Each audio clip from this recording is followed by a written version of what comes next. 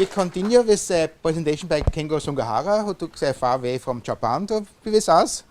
Kengo was staying a year in Austria, working with some electrical engineering packages, and then by a connection with Karl Hollhaus, he found NGSolve and visited also us. And by Karl's team, Markus, Valentin, Hansa, he got more into NGSolve, and I think he got excited about it and showing what he has done over the last half a year, I think it was. Yeah. Okay. Thank you for introduction. Today I was supposed to talk about, in the agenda, I was supposed to talk about induction heating, but I haven't done anything with NGSolve yet, so I'm going to talk about levitation device. And this is basically the work from my student, my master student. Okay. But because I'm a newcomer to this community, let me introduce a little bit about myself. I work in Kinda University, which is in Osaka, and my university is average rank. That means if there are famous universities like Tokyo University and Kyoto University. That means that the entrance exam is quite difficult to enter those universities, but my university, average. And as Joachim mentioned, that I'm in sabbatical, and working with Professor Manfred Kaltenbacher, who were 2 years ago, who were here 2 or 3 years ago. And I'm not a mathematician, so don't ask me nasty questions, but I'm an electrical engineer. And I use FEM to design electrical apparatus. So that's my task. And I'm new to NGSolve. Like 6 months ago, I met Joachim, and he asked me which FEM software am I using, and I answered FreeFEM, and he said, use NGSolve.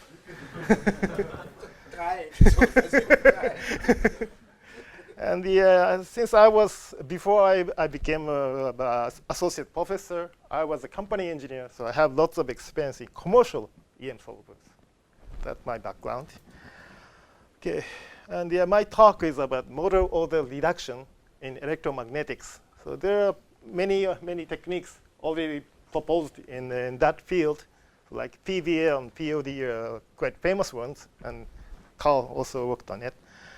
And my talk is about CLN, Power Ladder Network, and that approximates Maxwell equation directly to the circuit, Power Ladder Network.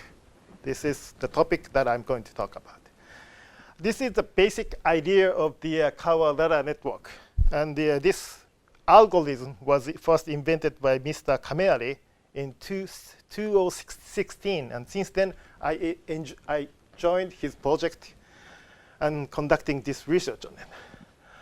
This is a flowchart of this Power Ladder Network method. And maybe you're not familiar with it, but the important thing is you have integral here, and you have to solve FEM equations, and also again integrals and adding and those kind of things. So if you have a FEM solver, then it's easy to implement it. So that's why I'm implementing this flowchart on NGSolve. And it's a recursive algorithm to obtain the circuit. If you step 3 computes the R, and step 6 computes inductance. And if you do this, you obtain the basis functions. What I mean by basis functions is, suppose you have 2 parallel conductor, and you solve it for electrostatic problem, then you get J0. This is the basis function. This basis function produces magnetic field. We call it B1, and it corresponds to L1. And this magnetic field produces eddy current. We call it J2 and orthogonalize it to J0. This is how we do to obtain the basis functions. And there are 2 advantages of using this CLN method. One is this has sort of physical meaning of this circuit. And also you can reconstruct, even if you're solving the circuit equations to solve the field, you can reconstruct the fields with basis functions. There are 2 advantages of using the Power Ladder Network. And you can relate this CLN algorithm to the launchers. Suppose this is a CLN circuit, and these you choose loop currents as unknowns. Then you see that in these loops, you only see once R. So it's a diagonal matrix. And if you look at this loop, you see inductance twice. That means inductance is a three-diagonal matrix.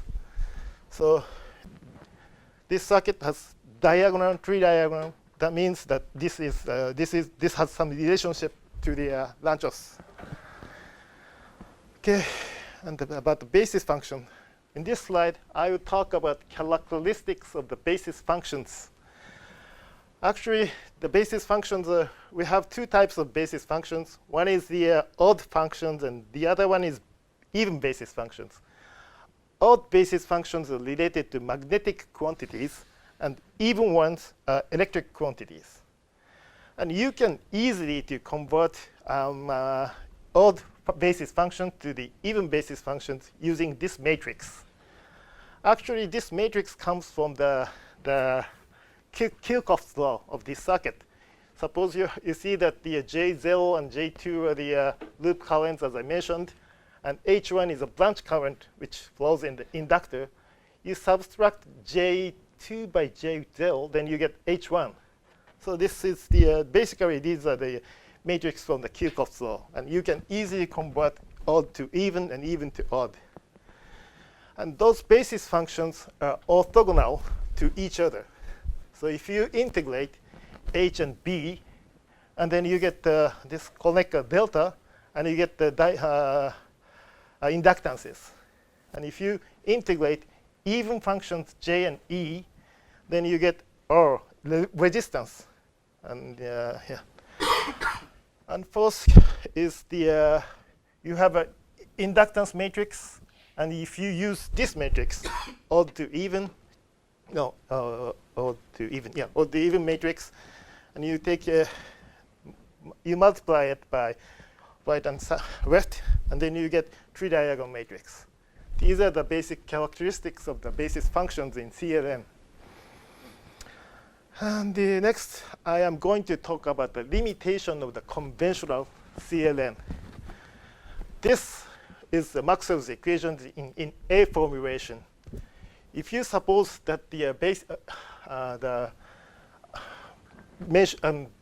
basis functions as weight functions and basis functions, and you input to this equation, then what you get is from the characteristics of the basic functions, you get this part diagonal matrix. And from this part, you get three-diagonal matrix. So this is this is how you approximate this Maxwell's equation to the circuit. I mean Kawahara circuit, CLN. But the limitation is here, right-hand side. In the electromagnetic problem, we have a power supply, but if you input some, I mean, it can be assumed that time dependence and spatial dependence are separatable in time. Separatable. I mean, it's always a usual case. So if this, the conventional CLN has this limitation, you have to be the source term must be in time separatable in time and space. That was a limitation, and that's why that this circuit has only one voltage source here. In the next slide, we proposed to extend this method with by saying that in general the source term is also that it's in general it's dependent on space and time. So if we could extend, we could expand with the basis functions, and then we get not only one element here, but also the all terms here. That means if we could say that this is a representation of the CLN in the extended version, then you can generalize it. That's what we proposed last year. And this is the application of that method. It's Team 28. And it's a magnetic levitation device.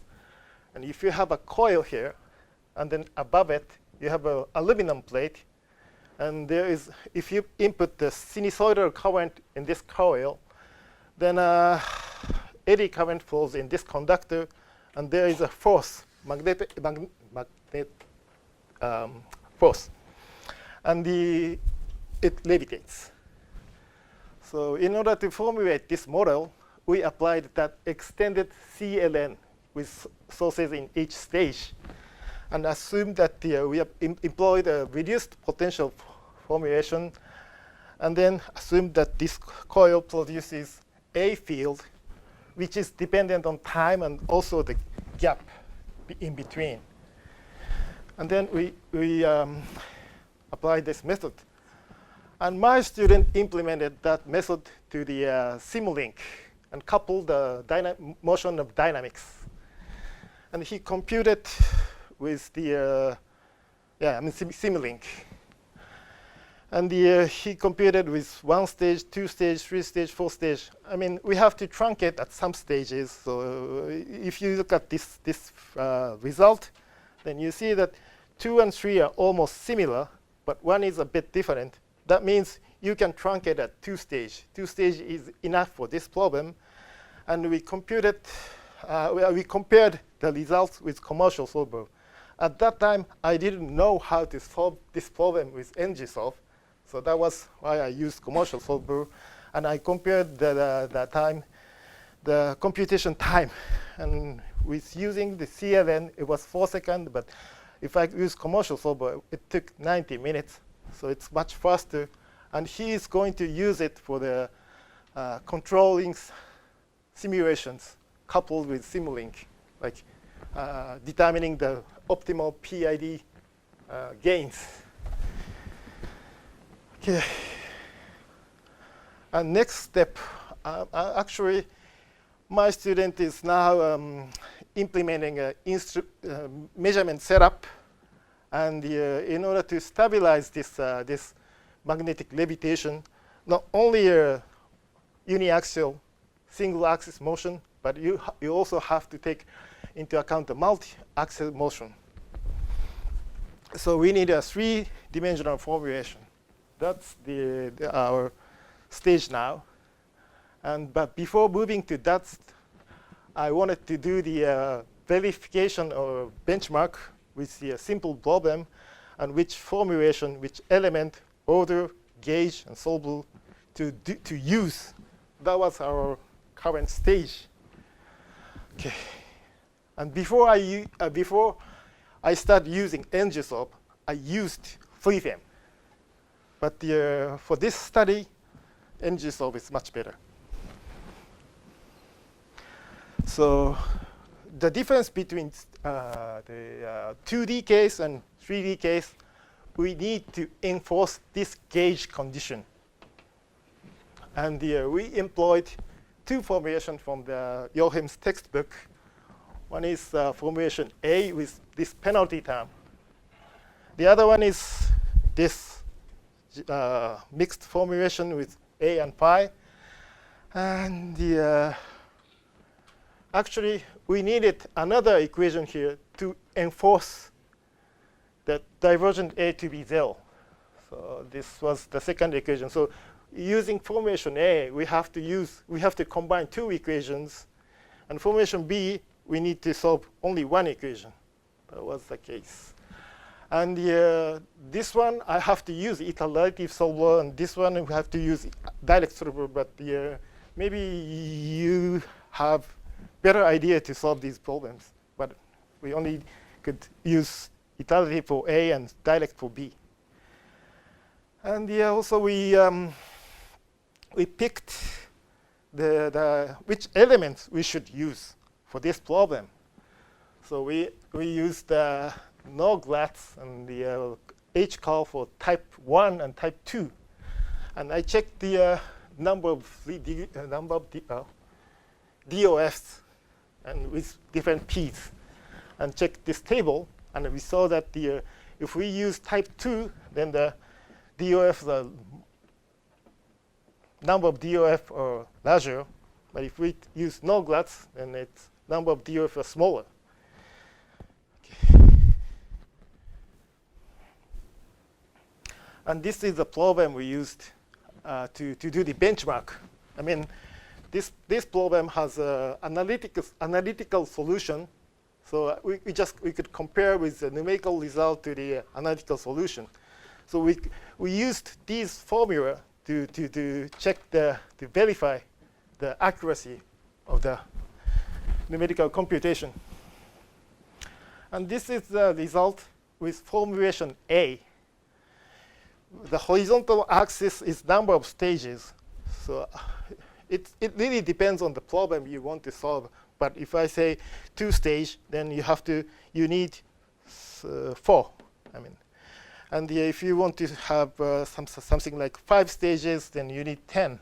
So this is the vertical horizontal axis, and vertical axis is error in logarithmic scale. So if you look at no GLATs type 1, type 2, then you see that the first solution is almost okay.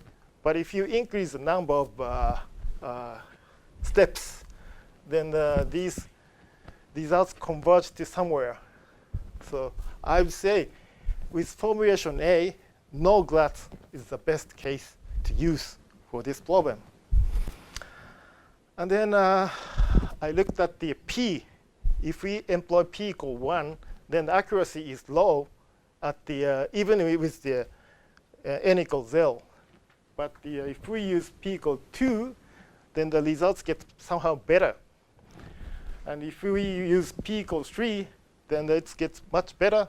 But because we are using the iterative solver, this is somehow, if I could increase the number of the criteria or tolerance, then it could go somewhere here. And if I say, if I accept the, let's say 10%, 10 to the minus 1, then you can see that using this method, P equal 1, it's accurate up to n equals 3. And if you say the P equals 2, if you employ P equal 2, then you get it's accurate up to 8 stages. And if you say P equals 3, then up to 12 stages. Those are the results I obtained. And about the formulation B with the Coulomb gauge, we couldn't get any results with type 2, and type 1 was okay, and the no GLATs didn't work out. So yeah, type 1 was the best in my case. Finally, I would say that for this problem, like if we employ formulation A, then with no GLATs, then up to 12 was okay. And if we employ formulation B, then up to 12 was okay with that. So I would say that it's easy to do such a study with NGSolve. So I will first summarize my talk. I did an error evaluation of 3-dimensional CLN using 2 formulations. And it's really dependent on the formulation, gauging, and elements. So it's quite difficult problem. And we will do the 3-dimensional CLN and also the measurement in the future. Okay, thank you for listening. Thank you very much, Kengo, for this interesting talk. I think a talk triggering a lot of questions and discussions. Some immediate questions you want to ask to Kengo now? Also later. One from my side. Do you think something is missing for doing the Team 28 in NGSolve, or one could? What do you mean? Some functionality is missing in NGSolve? Okay, maybe let's say some functionality is missing in the documentation of NGSolve. Rephrase it. I think moving meshes are not so much in the documentation. They are somewhere, but moving the mesh is difficult for me. So that's something I don't know. So if you have a tutorial on this, but I think it was a project in Usermeeting, the third Usermeeting, but I think the material got dropped somewhere. Do you think it's easy to solve this problem with NGSolve? Yes, yes. We can make it as a joint project. So doing it as with FEM and maybe with Lucy also with boundary elements. I think BEM is also a good application here. So to have the moving air domain in between. Let's make it homework for the after the workshop. Yeah. Well, otherwise, thank you again. Thank you very much, Kengo.